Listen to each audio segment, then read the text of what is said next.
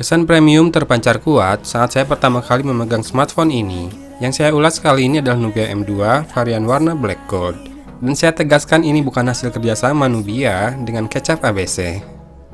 Nubia berusaha keras mempertahankan ciri khas yang dimiliki ZTE pada hadirnya Halo Button yang terasa agak dipaksakan. Bagaimana tidak? Baru kali ini saya menemukan tombol home yang juga berfungsi sebagai fingerprint scanner, tapi memiliki ikon garis bulat merah di tengahnya.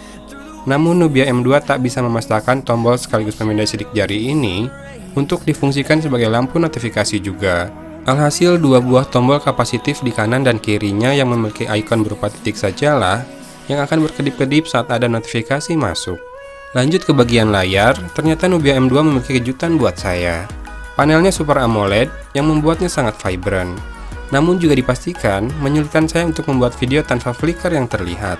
Layar ini beresolusi Full HD, sementara dimensinya 5,5 inci dan cukup terasa kompak dan nyaman digenggam.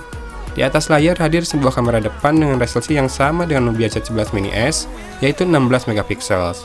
Nubia M2 tak memiliki front LED flash, sehingga saat selfie di tempat gelap, Anda akan dibantu oleh layar yang menyala putih dan cukup terang. Kualitas kamera depannya sendiri tergolong sangat baik dan detail. Saya rasa modul kameranya sama dengan kamera depan dari Z11 Mini S. Frame yang mengelilingi seluruh sisi Nubia M2 terbuat dari metal dengan finishing doff dan dibatasi oleh dua buah list chamfered metal berwarna emas.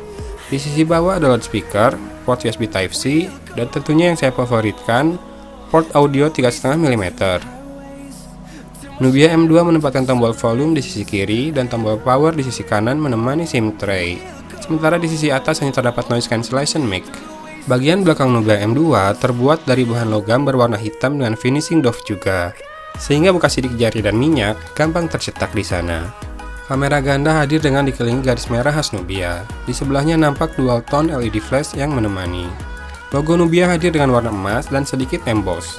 Dua buah garis antena hadir di bagian atas dan bawah, yang juga berwarna hitam sehingga tak terlalu kentara. Dengan ketipisannya, sejauh ini saya tak menemui masalah saat harus mengantongi Nubia M2 di saku celana jeans saya. Overall, smartphone ini terlihat classy dan premium. Tapi preferensi saya masih berat kepada Nubia Z11 Mini S berwarna kombinasi kaki dan hitam untuk masalah desain ini. Bagaimana dengan Anda?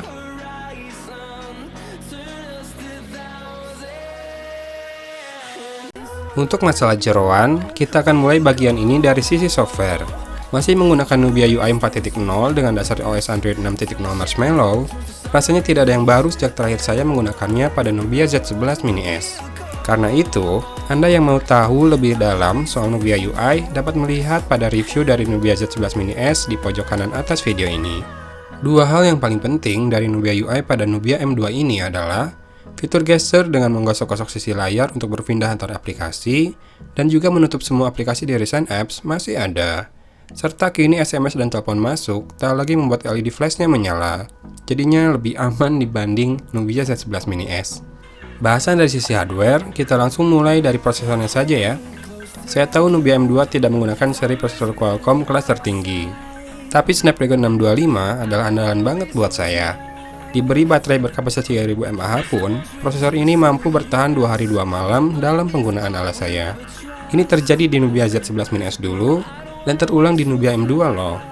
Performa, kalau untuk multitasking dan gaming sesekali mah sudah sangat cukup lah. Skor Antutu 60 ribuan masa sih nggak cukup? Nubia UI dapat dijalankan dengan baik, serta memiliki pergerakan yang halus dari layar ke layar, dan dari aplikasi ke aplikasi. Dengan RAM yang lega di 4 GB, smartphone ini akan mampu bertahan hingga beberapa tahun ke depan, seandainya Anda menginginkan sebuah ponsel yang akan digunakan dalam jangka waktu yang panjang. Betul, ponsel ini masih mengusung hybrid slot untuk SIM card dan micro SD, tetapi dengan memori internal 64 GB, rasanya ini tak akan terlalu jadi masalah. Kelebihan lain yang merupakan imbas dari penggunaan Snapdragon 625 adalah Nubia M2 pun sudah mampu terhubung ke jaringan 4G di SIM card pertama dan jaringan 3G di SIM card kedua pada saat yang bersamaan. Fingerprint sensor yang ditempatkan pada tombol home dari Nubia M2 ini sangat prima. Sensor buatan Goodix ini memiliki akurasi serta kecepatan yang sangat baik. Tombol home ini hanya bisa disentuh ya, tak bisa ditekan layaknya tombol fisik. Membuka kunci dapat dilakukan dari keadaan layar padam. Nubia M2 juga memiliki kamera yang dapat diandalkan, termasuk mode portrait yang hadir memanfaatkan dua kamera belakang yang dimilikinya. kita dapat melakukan refocus dan mengubah besaran aperture pada gambar yang sudah diambil. Satu batasan yang diberikan adalah benda yang dapat dijadikan sebagai objek fokus harus berada dalam jarak maksimal 2 meter. Dan yang bisa di-blur hanyalah latarnya, tidak objeknya.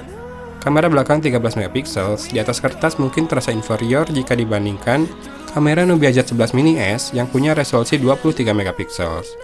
Namun hasilnya sama-sama baik kok, di mana dalam keadaan low light pun bisa dibilang hasilnya minim noise dan masih mampu menangkap detail dengan baik. Dan ya, kamera depannya malah lebih besar resolusinya di 16 megapiksel pun tak kalah hebatnya. Sama-sama minim noise dan kaya akan detail. Sementara untuk urusan fitur, Nubia selalu menyediakan banyak sekali fitur yang dapat digunakan pada kameranya. Mulai dari mode profesional dengan pengaturan manual yang lengkap, hingga pilihan mode kamera yang sangat banyak mulai dari multi exposure untuk menggabungkan dua gambar, light draw alias light painting, slow motion, time lapse, makro, dan masih banyak lagi. Seberapa baik kualitas gambar yang dihasilkan? Mari kita lihat saja langsung pada gambar-gambar berikut ini.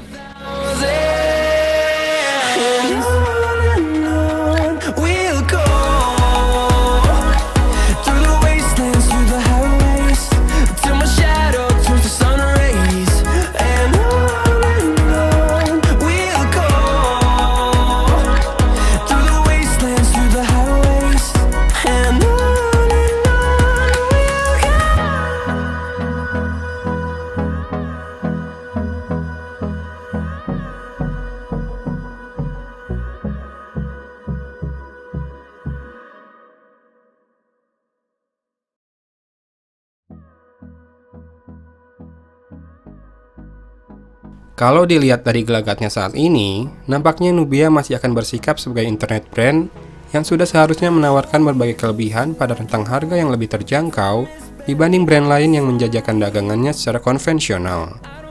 Nah, masalahnya adalah untuk seri M yang seharusnya berada setingkat di bawah seri Z yang jadi unggulan, Nubia sudah melabeli M2 dengan bandrol yang cukup berani. Bahkan rasanya lebih mahal dari Z11 Mini S yang dulu saya beli dari luar negeri. Harus dimaklumi memang ada biaya lebih yang harus Nubia gelontorkan agar lolos proses sertifikasi TKDN. Karena kalau melihat apa yang ditawarkan oleh Nubia M2, serius deh, brand-brand besar yang sudah lebih dulu berjualan smartphone pada rentang harga yang setingkat, wajib untuk ketar-ketir. Ya, seri A keluaran Samsung, seri Vivo V5 dan Oppo F3 dan angkatannya adalah produk-produk yang akan berbagi kue dengan Nubia M2. Di atas kertas, jika head-to-head dengan membandingkan harga dengan fitur dan spesifikasi, Nubia akan sangat mampu bersaing. Masalahnya adalah awareness pasar dan layanan purna jual. Dua hal ini tidak bisa saya analisis saat ini, jadi mari kita tunggu seberapa besar gebrakan comeback dari Nubia kali ini. Jadi gimana nih, A? Beli apa enggak? Nah, kalau kamu masih bertanya seperti itu, gini aja deh. Buat kamu yang bosan dengan yang itu-itu saja, dan memang budgetnya ada, saya pikir silahkan dibeli saja. Value-nya sepadan dengan harganya kok. Tapi kalau kamu terlalu sensitif dengan harga dan sedikit-sedikit bilang mending anu lah, mending inilah, nggak usah deh. Nanti kamu dibully loh kalau berpindah haluan. Balik lagi ya, keputusan ada di tangan Anda. Sesuaikan dengan kebutuhan dan anggaran saja. Tugas saya sudah selesai di sini. Dari Kota Bandung, saya pamit. Wassalamualaikum warahmatullahi wabarakatuh.